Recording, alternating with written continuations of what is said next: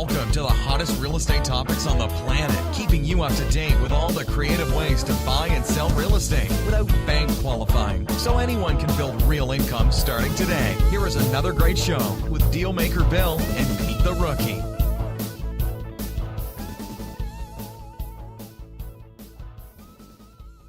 All right, here we are at another episode of Flipping Houses for Rookies. Good morning, Bill. It's just you and I, Pete. It's just you and I. Yeah, I think that it might be that way for a little while. Mm-hmm. Happens. Seems Naomi has other fish to fry these days, so we'll get her to be a guest speaker. Mm-hmm. There you go. That's when I go on vacation. Yeah, something like that. How about when I go on vacation? That too. I need to do that pretty soon. Yeah. Episode number 113. 113. 113. Yeah. Who's got my money? Oh, who's got my money? Yeah, that is actually a Grant Cardone statement. Yeah. Who's got my money? Yeah. Now he's said that, and I want to give him credit for that, but I kind of have my own idea on it. I actually have a really cool idea on it. That's good. I've heard what he said about it. Oh, you have? Yeah. Okay. Well, yeah, I read that book. You did? Yeah, but I want to see what you got to say now. So Okay. we'll get the other side of the coin in there. Good. So here's the description of today's podcast. Hey, Bill. Who's got my money? Bill, Yeah. I don't have your money. Yeah. You might at lunch. Hey, Bill. Hey, Bill. I don't have my money. Yeah, that's the point. All right, so here we go. What if there was a way to wealth that you never heard of? Once you commit to the simple concepts that we're going to cover today in the podcast, money will follow you like a puppy dog. Bill, my dog follows my wife everywhere. But if she got some money for a change, that'd be fine for me. Good. She did take me out to dinner. Nice. On her birthday. On her birthday. Yeah. Nice. Well, I did a bunch of things. At the end of the day, she took me out. It was bizarre. Good. All right. So let's continue with the Yeah, I'm just interjecting explanation. a little bit. Go ahead. So many go into business or through life and never ask the question, who's got my money? In this episode, we will talk about getting money to follow you like magic. Setting money, here we go. Getting money. So I gotta get my eyes focused here, Pete, or get a pair of glasses pretty soon, one or the other. Put that a little further away, Bill. Yeah. So I'm going to start over again. So many go into business or through life and never ask the question. In this episode, we will talk about getting money to follow you like magic. There is no shortage of money on this planet. So where's yours? It really seems like, there's money everywhere, So- but where's yours in your pocket? So where's yours? Where's yours? Right? If you don't have any or enough, you have some deficiency regarding money, and we need to talk about it so you can resolve it right away. And that's what today's show is about. The fish in the sea. The fish in the sea, yeah. Is that what you said? The fish in the sea? Yeah, deficiency. I think I have some fish in the sea. Deficiency, Peter. No Oh. fish in the sea. Oh, okay. I misheard that. So, Yeah, why is it some people just seem to have money? They can be this. I know people that just can't even read.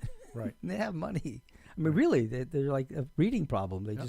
They're terrible students. Right. And they're not stupid necessarily, but they can't do that, and yet they have money. Right. And some other guy, I know, a doctor who has no money. Right. Is that, you get that too. Yeah. So it's funny how you can get an idea in your head. I know, I guess this podcast is probably more for me than all of you, because I've been kind of like refocusing lately. I've been kind of a little introverted.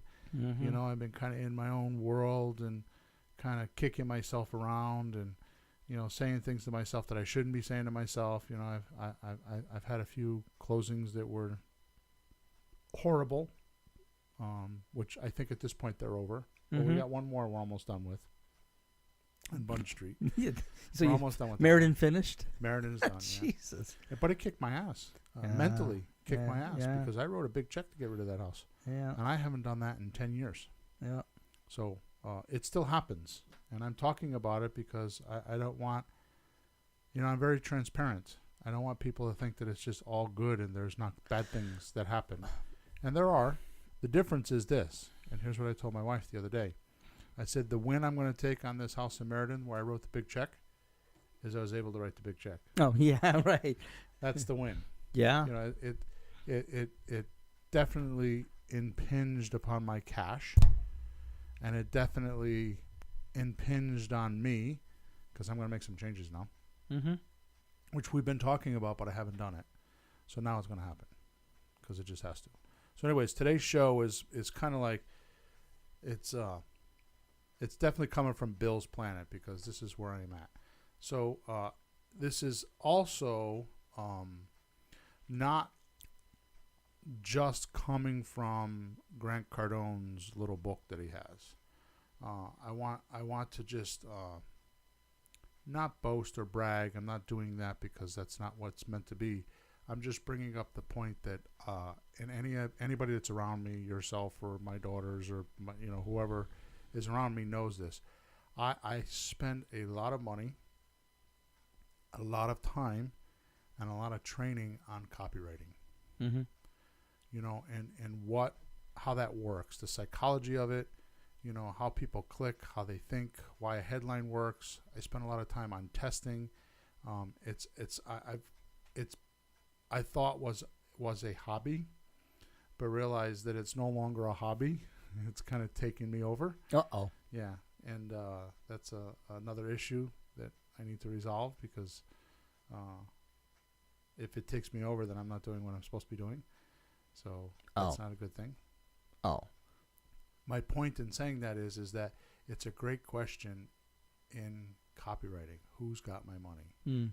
Because you want to talk to, let's talk copywriting for a second and we'll come right back. So a headline. What's the purpose of a headline? Most people don't know. And I got to tell you, I studied copywriting for 10 years, at least the last 5 years, and nobody has ever told me this. It's one of those questions you think you don't have to ask. Right. So think of it this way. You're reading a magazine, right? And you're in the middle of an article. Like say you're a golfer and you're reading a golf magazine and you're reading the articles. The headline actually has to stop you from what you're doing and get your attention. Yeah. You're watching TV. You have to have a headline that stops you from getting what you're doing. So a perfect example of this is let's say you live in a small town, right? And you write a newspaper ad, a newspaper article. And the article talks all about this one girl that's completely beautiful and attractive and completely got a great personality, and you just talk about her. Will she read that headline? Will she read the headline? Right. No, because she's it. Or will she? Well, would you read the headline? If somebody wrote an article about you and the headline is Pete's the best guy in Hartford. Yeah, I got to see what I got right. Yeah. Yeah. Right? Yeah. So that's what a headline is. Right? So it's like, it's that specific. So it's got to really connect close. Well, yeah, I suppose. There's so much stuff around. Right. There's just so much stuff. People don't answer anything almost like they used to. People don't hardly answer the phone. Right. Because there's so much everything. Right. So it got to be that specific. So it has to hit home that good. It has to be that close. That it gets your attention. It's like, whoa. What was this? They're talking about me. The headline's like, oh. Like it would say, Bill gets breakfast. Yeah, whatever. I mean, it doesn't have to be name specific, but definitely like if I were to write an article on the Hartford Current about Pete, like Pete's like, he's an amazing house flipper and he helps people and he does this and he does that. And the headline is how much Pete helps people. So how many people would read that? I know you would. So basically what happens is when you're writing a headline in copywriting, you're looking for the right people to read that article. It's like a filter. Well, that brings up a point of art. As an artist, Yeah. when you do any kind of artwork, you're supposed to consider the audience and make sure what you're doing would reach the audience. Right. So who's your audience? Right. You have to know that. I found myself at a Polish wedding once, and the band had no polkas. It wasn't good. Right. We got booked the wrong place, So that Right. didn't match the audience at Right. all. Right. At all. Right. So we kind of diverted there, but it's in a couple minutes it's going to come together because I really want. So when you're talking about who's got my money, there's a lot of money out there. There's a lot of money out there. There's a lot of money out there. All you have to do is just watch the news and watch what these politicians do with it. And they're not even telling us the truth. They're just telling us the plausible truth, so we keep giving them more. The plausible truth of why we have to pay taxes. Because they're flaunting their work on TV and letting us know, oh, they're there, and oh, they're doing something. We may not agree with it, but they're doing something, so we better pay our taxes so they can keep going. Right? Now watch this. Here's what we're going to do. We're going to do it's actually a magic formula. Okay. Hey, Bill. That's simple. I think we all need a little magic once in a while. And this is, again, this is some Grant Cardone stuff, so this is not something I made up, but I definitely have amazing things to add to it. Okay? So the first thing you do is you make a list of who has your money. Now, I'm going back to the headline. Remember the headline we were just talking about? A specific list of who's got my money. Right? And we're gonna cover this in great detail, so don't be confused right now, because I'm gonna turn it into real estate. You could do this any way you want, for anything you want. Right. So the next thing that you do is you figure out what you can exchange with them for that money. Now, this is a pretty damn simple formula. Well, but you have to look at it as a business, not like as a person, like who's got my money, or the government has my money, the rich people. This is as a business, who's got your money. Even if it's your wife. Oh, okay. I mean, if she's got your money, if she's got money and you want it, what do you do to get it? What can you exchange with her to get it? See, this is the magic formula.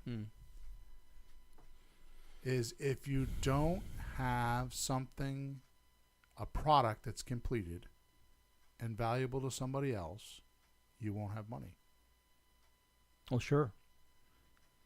Well, I think one of the unfortunate thing is most jobs you just show up and you put your hours in. Right. And you don't think sometimes. I don't do those kind of jobs. I can't stand it. Sit there and just do something. You get paid, you go home. Right. But I don't think people think of what they're producing as long as they're there putting their time in. So their product, their valuable final product is, I put my hour in. Yeah. Now here's the I was amazing here, thing. wasn't I? I'm here. Here's the amazing thing about what you're talking about. The owner wants a productive hour, and the employee wants it to go by fast. So he can go do what he really wants to do. And the littlest work as possible. Right. Well, not always. Some employees are not like that. They want it to go by fast so they can get it over with and go do what they want to do. Get their freedom. Yep. Right? And that's a big lie, because I talk to people a lot of times, especially at our meetups, about freedom. Right? I mean, what is freedom? Right? It's like you've gone through everything and nothing's left. What? It's like you've gone through everything and nothing's left. That's freedom. It's like I've gone through my entire life and worked, and I have plenty of money and nothing's left, so I'm just going to be free. Right? I mean, think about it. If you have goals, then you always have something you want to do. Right? That you haven't done yet. Right? Yeah. So when you hit your goals, you feel like you're free. That's the mentality. I'm not saying this is correct. This is just what I hear from people. Well, just the structure of it. When you finish a game, you're done and it's Right. over. And what do you want to do now? I don't know. But what most people don't realize is that the freedom is actually obtaining those lesser degree of the goals to get to the big goal. So it's getting through the obstacles, the known obstacles of the big goal. That's the freedom. The freedom is the production. Production raises morale, right? Mm-hmm. So it's the production. Like, I feel like I've accomplished something like that, and you feel free. Yeah, because before that, you were stuck on something. Right. So it's a little bit. If you're stuck, you're trapped. Right. So you're trying to do some kind of project, some plan, anything, and you can't do it because something happened. Right. You got a flat tire. Right. The guy didn't show up. Right. The check didn't cash, and you're stuck. Right. So you're not so free right then. So you have a purpose to hit this goal. Yeah. You know what your barriers are, and you overcome them. Yeah. You overcome the known obstacles, which are the barriers. Well, it feels good when you do. Yeah. Right? So, little thing there. So the point that I'm trying to make here is that if you actually have a completed product or service or idea or whatever it may be, right? Mm-hmm. And somebody else thinks it's valuable, that's how you're going to get money.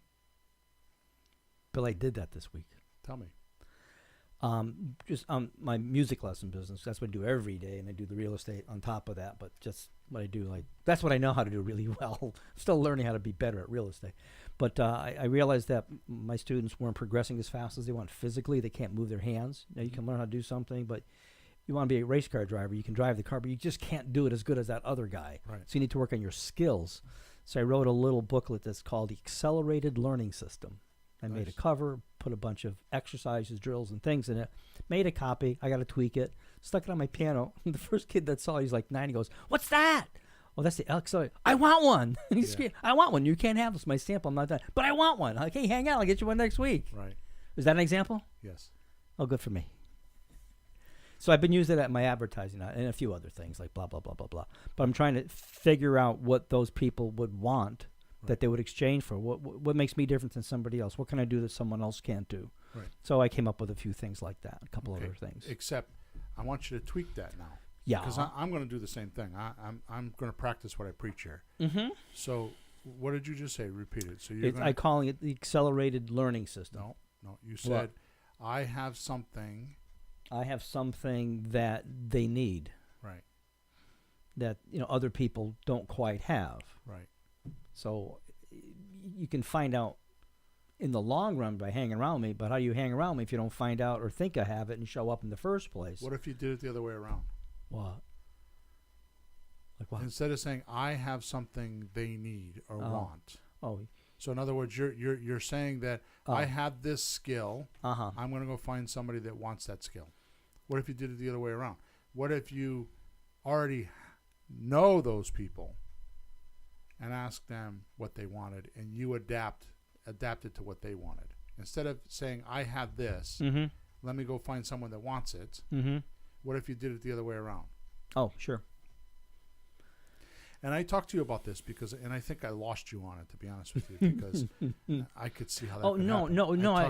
no! You've talked about this before. I do get it. Talked about the bridge. Yeah. Building a bridge from your product to your customer instead of your customer to you. Yeah, no, I know. You stand to go, my car is better than anybody else, so you should buy my car because I said so. It's right. I like it. It's good. You should have my car because I said so. Instead of finding out what that person, would want and starting from their perspective and working back toward them. Right. So what's the best way to do that? I mean, I have ideas from what I've learned in life, like how we would go about doing that. How would you do that? So we're going to talk about real estate where that's concerned. Of course. Okay, so we're going to talk about real estate. So the first thing, before we move on, the first thing I want you to understand is that you got to get the idea. You really got to get this idea that if you mentally wrap your mind and attention units, go up there. Hang on one second. Go up there. Check and find out what's going on. Sorry, we had an interruption in the studio. Oh. So if you, sorry about that. Somebody walked in the studio. So get the idea that if you mentally wrap your mind and all of your attention on serving those who need you and what you have, your life would change. Well, there's more than you. And if you paid attention to them instead of just you, you would reach them better. Right. So I know you're going to think I'm nuts because I make statements like this all the time. But honestly, I figured out how to be a #1 best-selling author. Oh, you're nuts. Mm-hmm. Honestly, I know this. Now, I've written a couple books, and I've done well with them. Okay, but that's not, I'm not even professing to be one. I'm just saying that I know people that are. And you know how they do it? They live the life of whatever they're going to write about.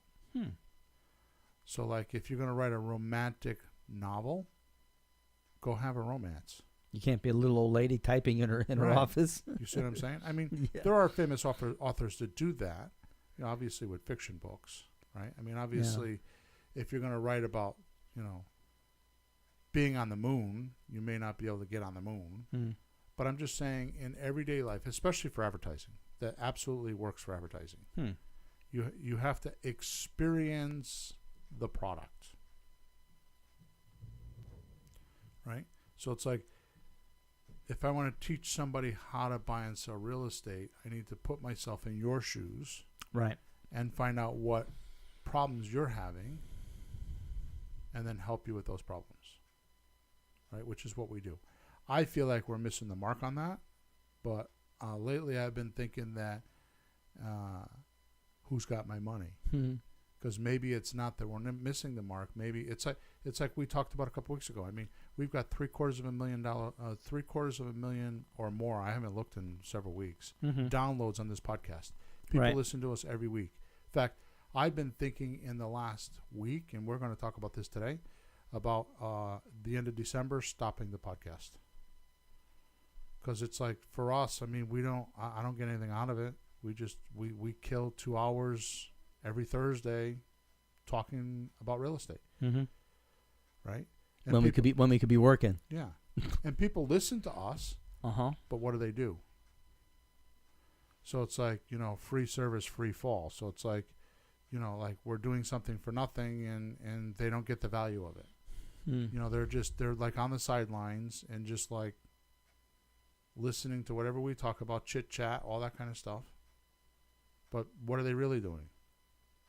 I mean, 750,000 people listen to us for 113 shows, and I have not sold that many courses. My making money with real estate without a loan is absolutely phenomenal. And I'm not saying that because I created it. You know why it's so good? Because we reverse engineered it. We did it backwards. What we did is we actually did it for a client, for one of my clients. Okay, we actually did a documentary of me doing a deal, like every 2 minutes or 3 minutes. Every section I did a 2 or 3 minute video. And we put it together and put it in a 38-minute video.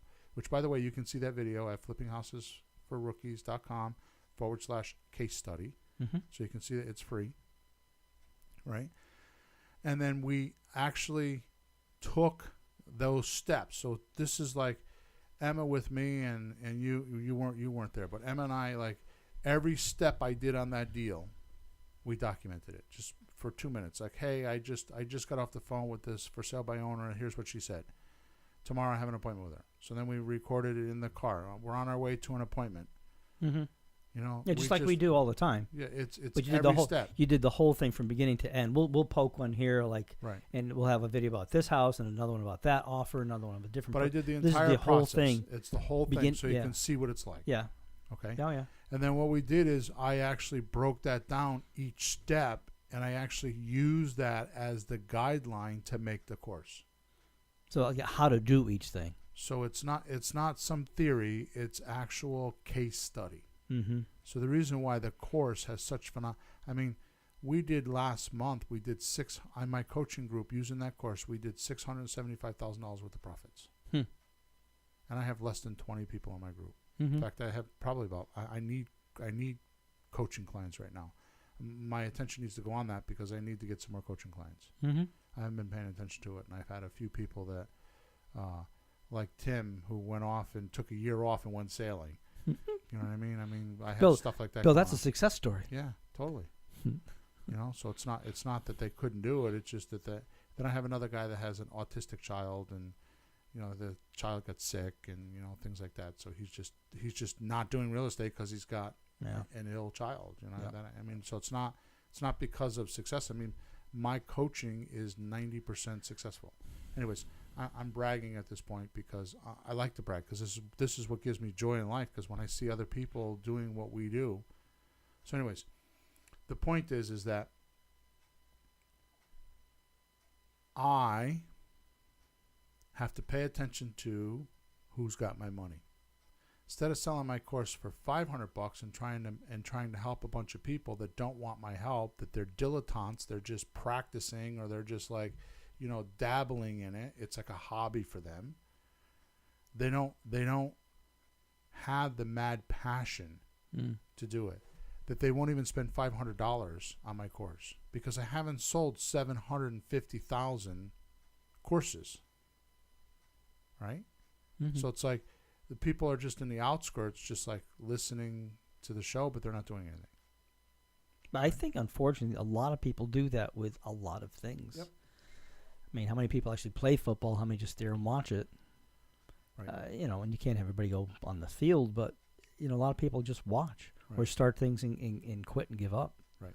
I mean, I have 5 boxes filled with names of students.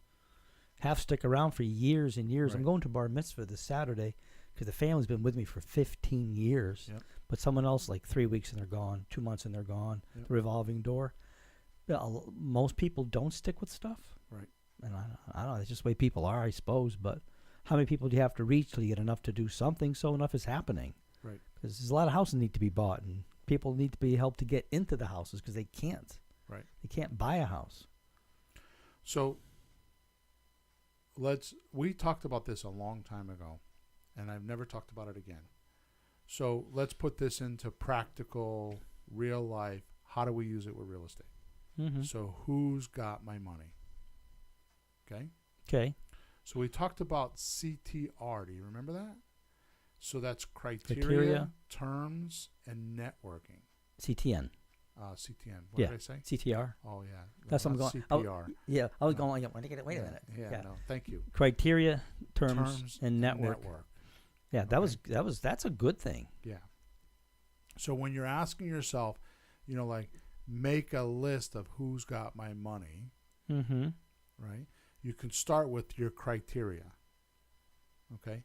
So basically, just in a nutshell, I'm gonna cover what the 3 of them are, and then we're gonna do a little bit on each one of them. Sure. Okay? So criteria identifies what you want to do, or who's got your money. Mm. Right? What most people don't realize is your money's in equity. Yeah. So really you have to ask the question, who's got my equity? Who's got my equity? Of course. And then you need to decide how you're going to turn that equity into cash or wealth. Yeah. Right? Yeah. Money now, money monthly, money later. Mm-hmm. Right? So we're going to talk about that again. Of course. Terms determine if you should put your attention and your resources into the deal. Like that's how you're going to do the deal? No. We're going to cover it. So terms determines Mm-hmm. whether you're going to do the deal or not, and whether you should put resources in it or not put resources in it. Should I put attention on it or shouldn't I put attention on it? Like, for example, I've been texting for leads, and I actually set the system up thinking that Emma was going to do it for me, but honestly, it's not hard. I've been kind of doing it on my own because she's not here. We did it a little bit on Tuesday. Monday was we were off, and yesterday I did it myself, and it's just really not that hard. But I've looked at 3 houses this week. 3? Yeah. I saw the photo of one you did the other day. 3. Yeah. Shoot. Well, I'm going to go look at a third today. Wow. Now, I mean, I'm being a little lackadaisical about it. But my point is, I sent out 25 texts the first day, and I had two offers to give. Texting. Hmm. And I got this neat little system, some software and all that kind of stuff, right? And before you send me an email, a support ticket, I am going to do a live event on September 29th, 2018 at 128 Center Street, and I'm going to cover it in that event. I'm going to show people how we do it. If you want to find out about the event, go to flippinghousesforrookies.com/deal-a-thon. Deal-a-thon. We're actually going to show people, we're going to actually have people come to the room. It's actually not a workshop. It's actually a mentor session. I'm going to actually have people dialing the phones. And Yeah, a getting workshop. I think workshops are misnamed. You sit there and listen to somebody yap. It's not a workshop. A workshop, you'd be working. Right. Yeah. So my point there is that when I'm sorting through those leads, the type of term that I'm willing to give tells me whether it's a deal or not. Or let me put it. Let me reverse that. The type of term that the seller is willing to receive tells me whether or not I should do that deal or not. Okay, we'll come back to that. And then networking just supports all your ideas. Okay, That's the people. Yeah. So let's just break it down, because you're giving me some funny looks. So that means I'm talking. Well, we need some specifics. Yeah. Like So details. So let's talk about criteria. So criteria is, what do you buy? Do I want to just buy single-family houses? Do I want to buy multifamily houses? Which, by the way you should figure out what you're going to buy is by figuring out what your exit strategy is first. Yeah, so you would have a criteria for buying and selling. No. No? Well, wouldn't that be like how you want to sell, or if you want to hold them or not hold on to them? Right. So let me ask you this question. Yep. What do you want for lunch? Oh, maybe some chicken. Okay. So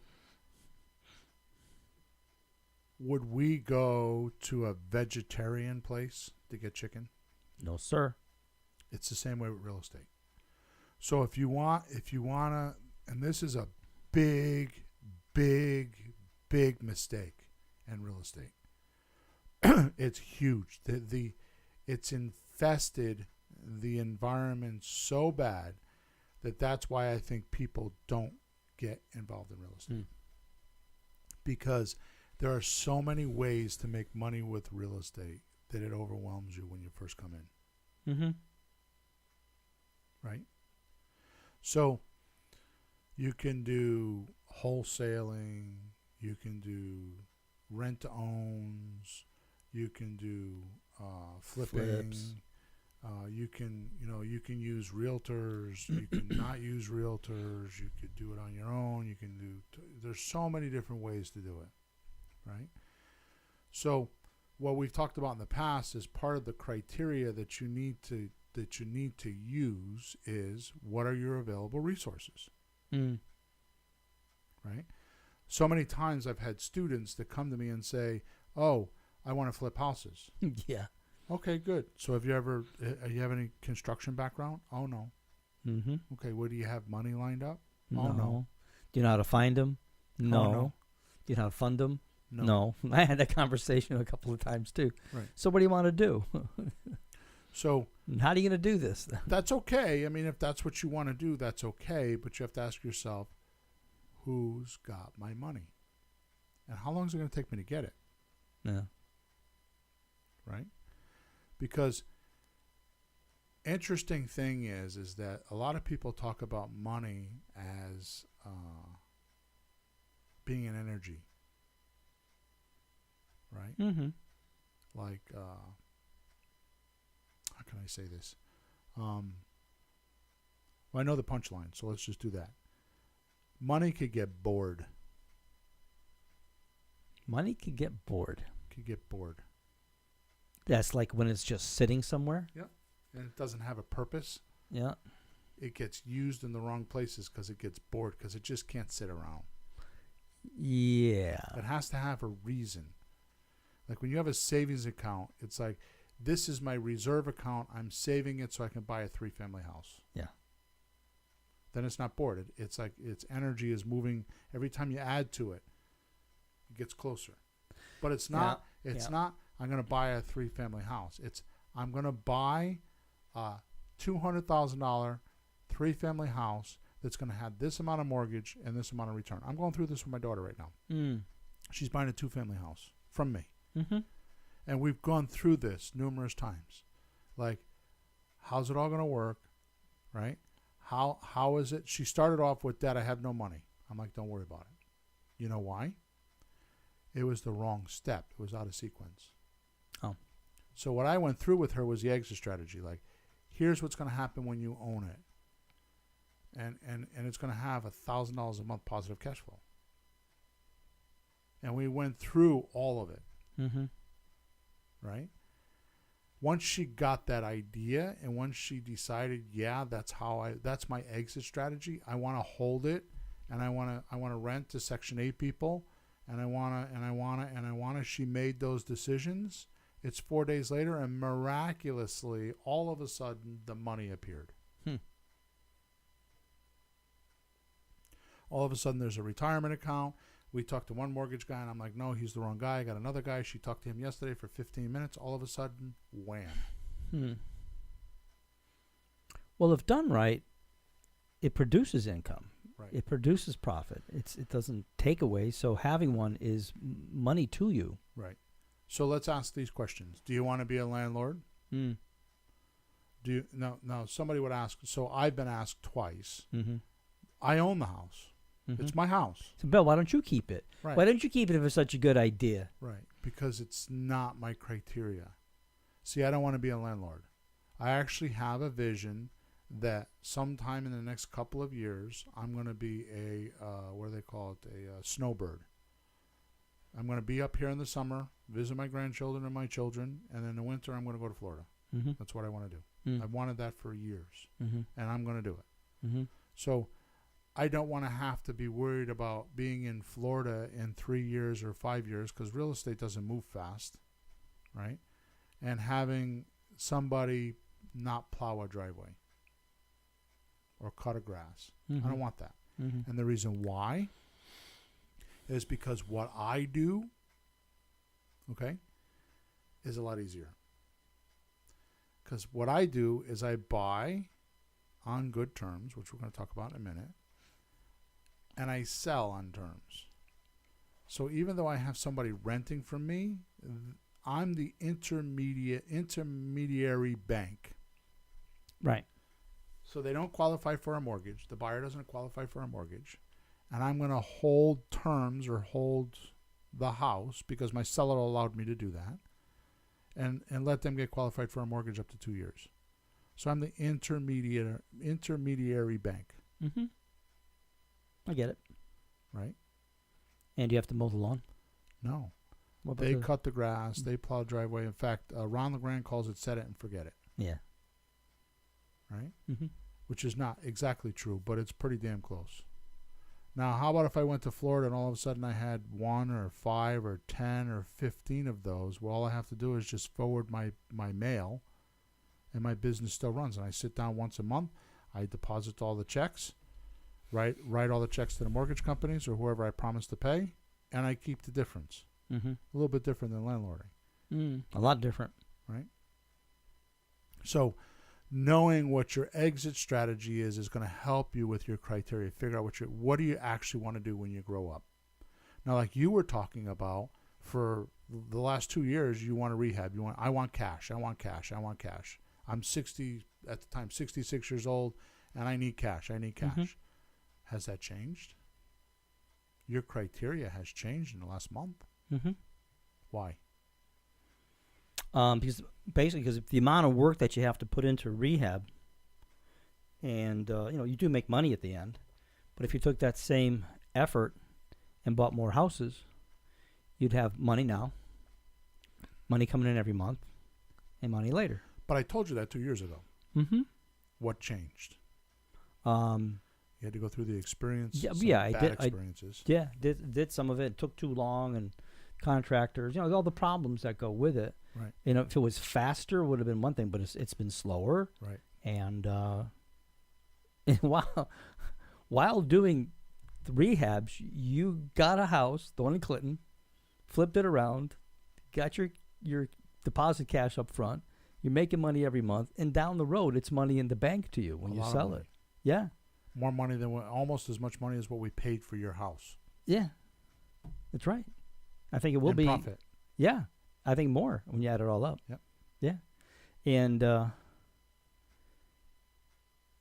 you may not think there's a big fat check now, but you don't really need big fat checks now. You need a check to pay all your bills, and then money coming in next month to pay your bills, right. And then a big fat check when you don't want to be working, right? So that you don't have to pay any bills. It's coming later, but there's money. Kiyosaki said in his book that the way that you become wealthy is to have enough assets producing more than what you need. So if you need $4,000 a month to live, have enough assets to produce $5,000 a month, and you're wealthy. Yeah. The definition of wealthy is to have the assets, not passive, not like no work. I mean, like maybe you work, 10 hours a month. You have to work some. Jeez, but I work 10 hours a day. You know what I mean? My point is that Kiyosaki says in several of his books, Rich Dad, Poor Dad, Cash Flow Quadrant, all those, right? That wealth is assets producing money that you don't have to work for. You've already done the work. Yeah. Right? So you do the work up front and then you get it later. Okay, so criteria. So if you know what you want to buy, because you know how your life wants to be, right? So you know what you want to be. I want to be a landlord. I want to have 200 doors, paying me $200 a door. That's a criteria. Or like me, I want what my title is. I'm actually a terms specialist. Okay. I know how to buy on terms, and I know how to sell on terms. Right? Because I believe if you don't know how to make money without money, you won't know how to make it with money. And I've proven that with many of my coaching clients. I've had coaching clients where I've spent most of my time coaching them on not taking the money out of their bank account because they could write checks for some of the houses they're buying multiple times. I mean, I've had coaching clients with $500,000, $1 million in IRAs and can buy anything they want, right? And I had to train them not to do that. Okay. So next thing is in criteria, if you know what your criteria is, it actually helps you with your deal hunting. Oh, of course. You don't waste time on deals that don't work for you. So really what this is it's really your opportunity filter. So if you don't have a good, strong, healthy criteria, you don't have an opportunity filter, and you're going to spend a lot of time doing things you shouldn't be doing. Right. It's also harder to do this if you don't know what your target is. Right. You're going to feel confused. Right. You're going to feel a little lost. Like, what should I be doing today? Should I do this? Should I do that deal? I wonder how much it would cost, how much it'll make me. And you're going to be floundering because you haven't narrowed the field down. Right. Totally narrowing the field down and getting good at what you want to do is way better than just being let's all back over up the place. Because what you're saying there, I'm not in agreement with. What? I'm not. I was trying to agree with what you just said. Yeah, so you keep saying what you want to do. We started out the conversation with what are your available resources. So if you don't know how to rehab and you don't have private money lined up, I'm not saying you can't get it, but that should not be where you put your time and energy and resources. Yeah, I shouldn't say what you want to do is what you can do. What your available resources allow you to do. Sure. Like for example, suppose we have a college kid in our coaching group had no money. I mean, he had to borrow his first month's coaching with me, right? And so we chased slot deals, which is a sandwich lease option transfer, right? That means that we actually set up a lease option with somebody that owes too much money on their house, and we get the money as a fee. We get the deposit money as a fee. From the buyers. From the buyers. Mm-hmm. He ended up buying a house for $1. Mm-hmm. He's from like the Chicago area, I think, or somewhere out there. Ohio? Ohio. So, hang on a second. Cincinnati. He's in Cincinnati, Ohio. Yeah. Okay. So Not far from Tennessee. Yeah. Right. Yeah, he's done a couple deals in Tennessee. But he bought a house from somebody for $1 Mm-hmm. and wholesaled it for $10,000. Mm-hmm. You know what I mean? Which is very, very real. Because he had the dollar, right? Right. But the point is that he knew what his criteria was. We spent a lot of time on criteria because it's the most important one. Mm-hmm. Because if you don't know, but the point is that he went after a deal that he was able to do and perform on. Mm-hmm.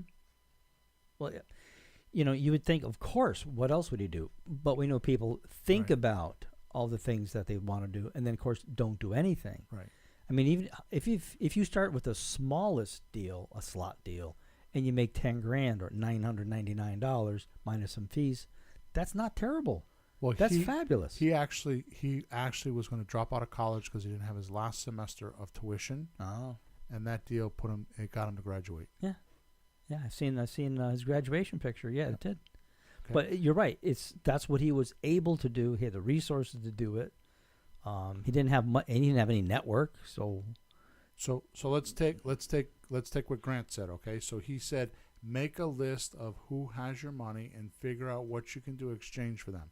So in this particular case, we put together a list of houses that he should go after that were over leveraged, like if you're looking for a slot deal, that are over leveraged, or even just willing to do a rent to own. Mm-hmm. So, like for example, we call for sale by owners, and the script says, "Hi, my name is Bill. Would you be interested in doing a terms purchase on the house you have for sale?" That sentence alone, which by the way, most of my clients that use the script don't say it that way. They put other things in there, which is a huge mistake. And I'm finding this out because when I text people, I'm using the exact verbiage, and it's amazing to watch the results as opposed to having a virtual assistant do it on the phone and adding their own, dubbing in their own words, right? And I don't hear them. And then I wonder why they're not doing deals. Yeah. Because they're not doing the exact verbiage they should be doing, right? So right away that filters, does it fit in my criteria or doesn't it? For me, because I want to do terms deals. So I ask them, do you want to do a terms purchase? And they always say, what's a terms purchase? Yeah, they have to. Well, basically, here's what happens. We can buy your house, as is, blah, blah, blah. And we do the whole, there's a paragraph, right? Read the long sentence and try to make it sound like you're not reading the long sentence. Right. But it helps filter out whether the person's available or not. Yeah. Or they're willing to do it. So I think we've kind of beat criteria to death because, honestly, this is one of the hugest mistakes most investors run into, or new investors, is because they don't figure out, what do I want to be when I grow up? Right? Yep. No, I've seen the people. I've been in houses with them. Can we follow you in a house? And yeah, I want to do rehabs too. And they can't answer any of their questions. They're not set up for it. Right. So they never get off the ground, and then real estate doesn't work for them. Right. You can't because blah blah blah. Well, don't do that. Right. Well, don't you always have to do what you can do? Right. To get to the next step of what you can then do? Yeah, we're right. You and I are writing a book called I forgot what it's The called. Best Rules? Yeah, Best Rules for a Real Estate Investor. And one of the rules is to set goals that you can do. Mm-hmm. Right? Because it has everything to do with your available resources. You have to have a bright idea. But what's the sense in having a bright idea? Like my bright idea is, Pete, let's go build condos on the moon. It's like, do we have a spaceship to get there? No. Oh, how are we going to get one of those? Maybe we should go talk to NASA. It's like, it's a little like wake up, a little euphoric. Yeah, wake up. Yeah, like wait a minute, you're dreaming again. Instead, what I want to do is which I want to do today is there's a house that I've driven by like 3 times or 4 times in Durham that says house for sale out front. So I need to call that sign today and say, are you willing to do a terms purchase? Because it's been a month that sign's been out there and it's vacant. Oh, it's vacant too? Yeah. Oh, okay. Right. So why not call that person, because they might be willing to talk to me about making their payments until I can get them paid off later. Mm-hmm. Right. Sure. So that brings us right into the terms, right? So terms, because it's criteria, terms, and network, right? So the terms define how you're going to do the deal, right? It gives you strong negotiating ability, right? And it lets you figure out how to maximize the deal. Mm. Now, the easy way to think of that is that it's money now, money monthly, money later. So when I look at a deal, that's the question I ask. Where's the money now? Mm. Where's the money monthly? Where's the money later? And depending if it has one or all three is how much time and available resources I'll put into that deal. So first I figured out, yes, this is, let's just talk bill talk here. This is a subject to deal. I can get the deed and I can take over the mortgage. Mm-hmm. So now the next thing is okay, well, what are the monthly payments? You know, so if it's like for example, I bought a house, a $200,000 house, I paid $165. I assumed the mortgage at $165, Mm-hmm. right? What if the payments were $2,300 a month? Mm. I can't rent for $2,300 a month. Mm-mm. So what No. just happened to that deal? No, it doesn't work. Right. You don't have cash flow to cover the expenses. Well, it's not even you don't have cash flow. That's not even the point. You have negative cash flow. So I'm going to have to come Mhm. out of my pocket every Mhm. month to make that deal. Mm-hmm. Why would I do that? No, sir. Right? They're going to give me the house for free. Yeah. It's going to cost me $70 to transfer the title. Right? Right, but the payment's too high. But the payment's too high. Was it a 15-year mortgage or some crazy thing like that? How's that happen? It was a modified mortgage. They were behind, and they modified the mortgage, and they owed like $10,000 or something, and they had to pay it over the course of 12 months or 2 years or something like and that. tack it on top. Yeah. Okay. I mean, they couldn't pay the lower amount. I don't know why they think they can pay the higher amount, but that's just Yeah. bank mentality for you. Right? Yeah. But Well, see, they don't see what care. I mean about terms now? So first thing is, so I look at the deal. It's like, oh, this is a 3-bedroom, single-family house. It's got 1.5 bathrooms. It's in a neighborhood I like.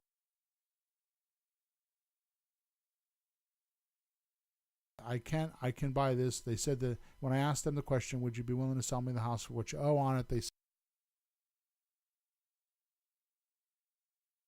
yes, I'll do it. Mm-hmm. So now I go right into terms. Right? Sure. Can I do the deal? Can I do the deal?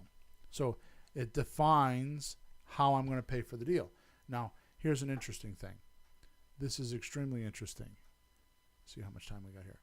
It's extremely interesting to me because the part that I've never understood about real estate ever since the first day that I started is why we negotiate the price. Oh. I never understood that. Person's asking $200,000 and you negotiate $200,000. Why would they do that? No, it doesn't make sense because you're not thinking through. That's just the gross amount. Right. That's, when you buy and sell things, all that matters is what's left on the table. Right. So the profit, we call that in real estate equity. Yeah. Right? So why not negotiate the profit? Because that's what the seller's going to get. And in most cases, almost one for one, when I sit in a house, because my presentations are nose to nose, toe to toe, right, at a kitchen table or on a couch, right? Mm. Those deals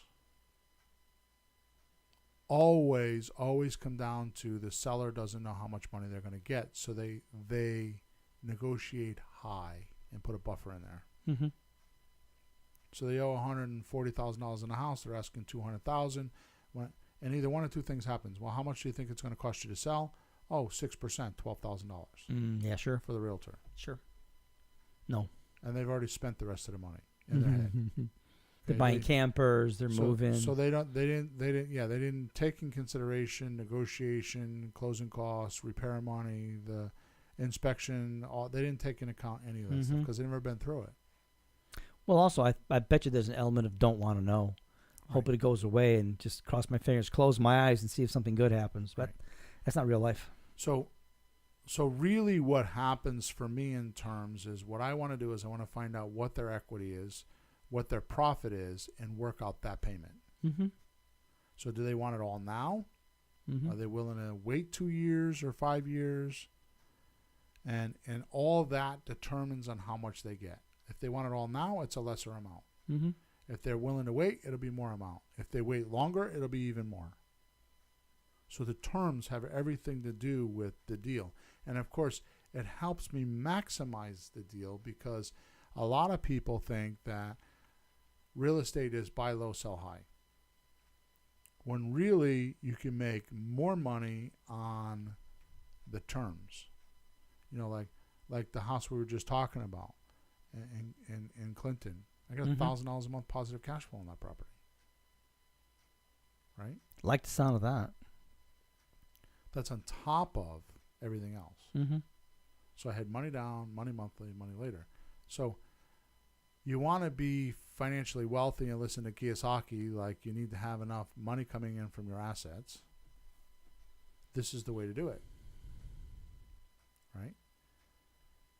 You gotta have properties like this. But that's my business plan, is to have more of those properties. Well, the nice thing I like about that, I talked to some people, and we all know people like yourselves possibly, that you have a 401k or something, you're trying to raise up $500,000 by the time you retire. And you stop working, you're looking at that $500,000, and that's all you've got. What if some of that disappears? What if the market crashes? What if you spend it? What if somebody gets sick? And then what do you do if you run out? What if you live too damn long? There's no money coming in on a routine. I would much rather have $5,000 or $10,000 coming in every month than have $500,000. I have an interesting perspective, and then I wouldn't mind both, but I have an interesting perspective, and then we're going to move on. Yeah. I don't think I've ever said this before. Most people look at real estate and they wonder, how can I get the deposit money? That's the first thing that they ask. Because they know that they can go to the bank and the bank's going to want a deposit. So they're like, I'm going through this with Jessie, my daughter, right now. Mm-hmm. How can I get the deposit money? Me, when I look at a deal, I'm thinking to myself, how much can I make at the closing? Mm-hmm. Mm-hmm. And often it's $5,000. Yep. So I mean, I buy a $260,000 house for $110,000, and I borrow $125,000. Is that over leveraging the property? No. So I look at, I buy a $200,000 house for $80,000, and I borrow $90,000. Mm-hmm. You see? Of course. So it's like, how much can I make at the closing? Money now, money monthly, money later. Because I'm going to make money at the closing, and then weeks later, I'm going to make money on the deposit, and then every month, I'm going to make money every month, and then I'm going to make money later when they cash me out. Mm. That's maximizing your deal. Because the truth of the matter, and you know this, and I'm just going to say it because it's very apropos for what we're talking about right now, is you make your money going into the deal, not going out. Oh, yeah. So terms is where you do that. Yep. Okay. Well, you have a good appreciation for how it'll sell and how your exit strategy is going to work.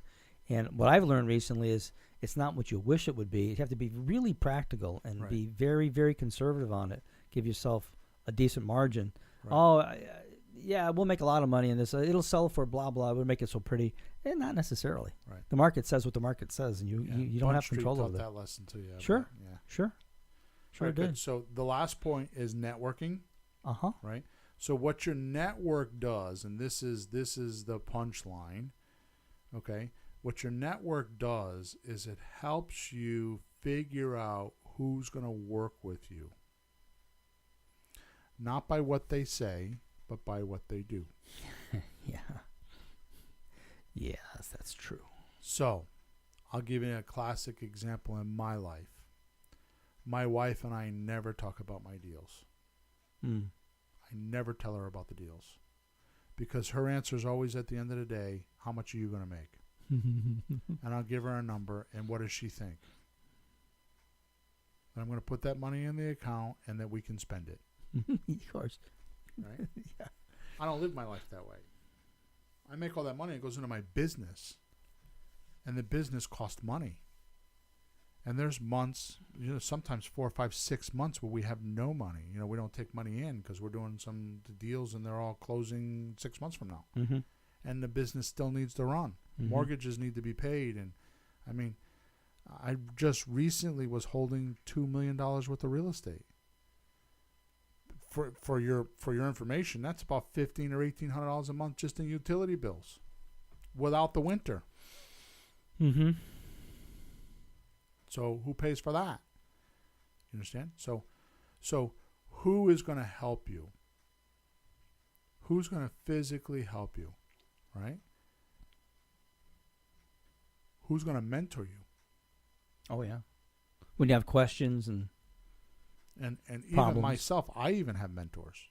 I have people that I go to. Some of them are real estate, some aren't. I even have people that I call, hey, I got this deal. Right? I don't use them a lot, but I do use them whenever I want. Mm. I mean, I have an ex-partner that's done millions and millions of dollars with the real estate. I call him anytime. Say, hey, let's go have lunch. He's 80 years old. He loves having lunch. Mm-hmm. Buy him a few cocktails and we're good. He Right? probably has lunch every day. Yeah. And it's actually, your network is actually your leverage point with your sellers. Like, for example, this house deal I'm talking about that I have with my daughter, Jessie, I have a contact that's a mortgage guy, and he made the deal possible. She's been to 2 other mortgage guys, or 1 other mortgage guy, or I don't know how much. She's been to other guys that she thought would help her because they did a deal with her before. Mm-hmm. But she did a 401k, 201k before. 201, 401, I don't know which one it was. Government mortgage before. And this guy was brilliant with that, but now that she's trying to buy a multifamily, he doesn't know what to 203. do. 203k, yeah. Right? Yeah.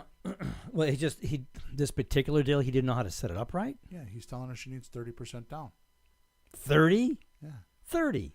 This new guy is saying... Wait a minute, what happened to 20? Yeah, so this new guy is Oh, saying, really? I could do it for 15%, but actually, would you be opposed to giving her money back after the closing? I'm like, what are you talking about? So what he's talking about, and this is just a quick analogy. I hope she's doesn't mind me talking about the deal. They actually have retirement, my 401k money, where they can borrow the money against their 401k. Mm-hmm. They use it as a deposit. We do the closing.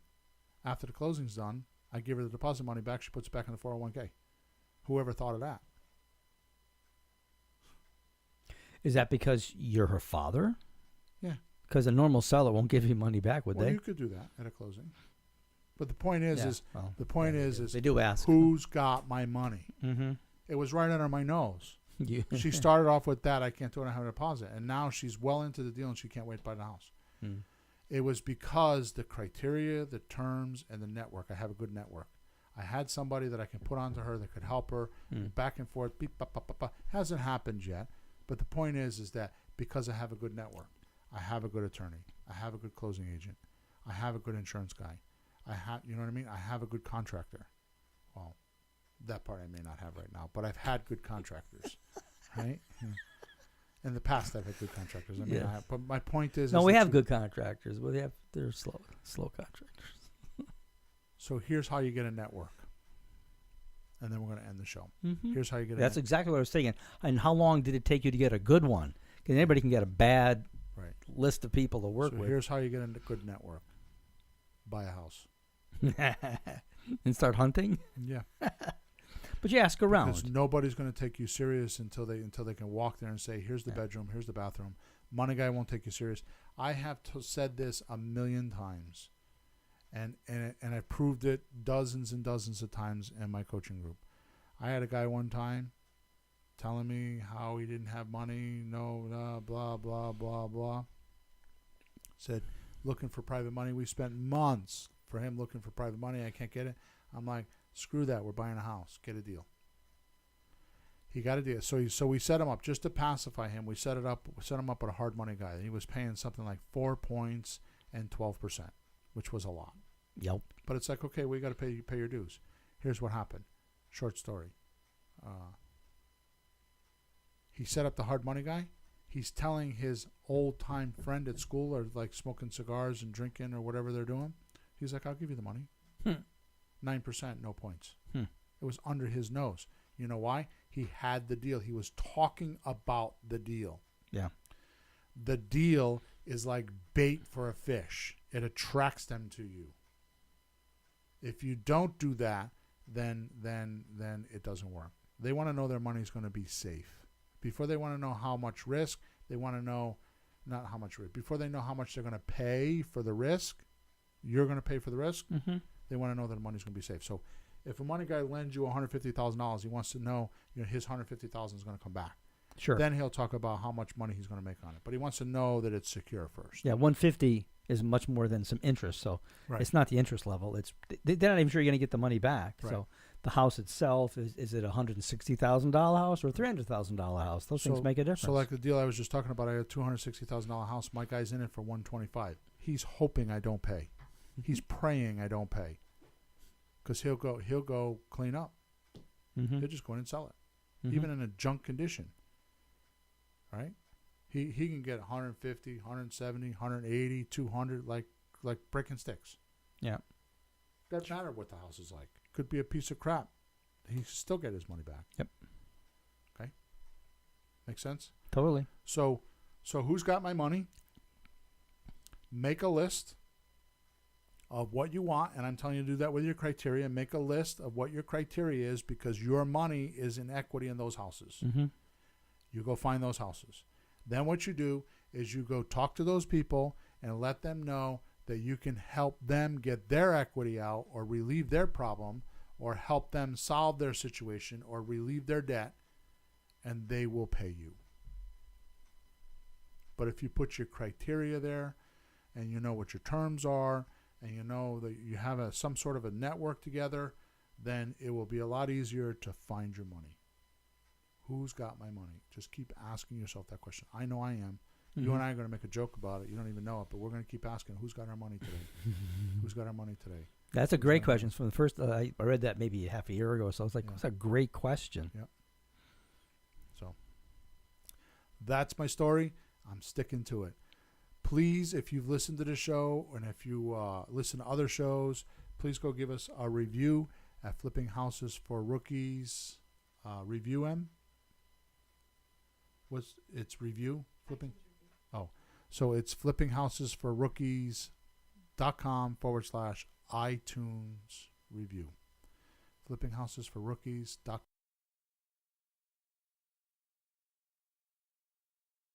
You guys think about the shows. I want some feedback.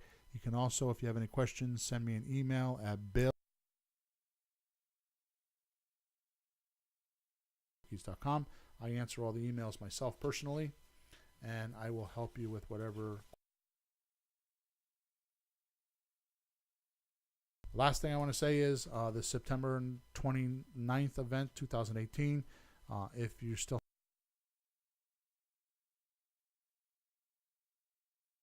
go to flippinghousesforrookies.com/dealathon. And I'm not going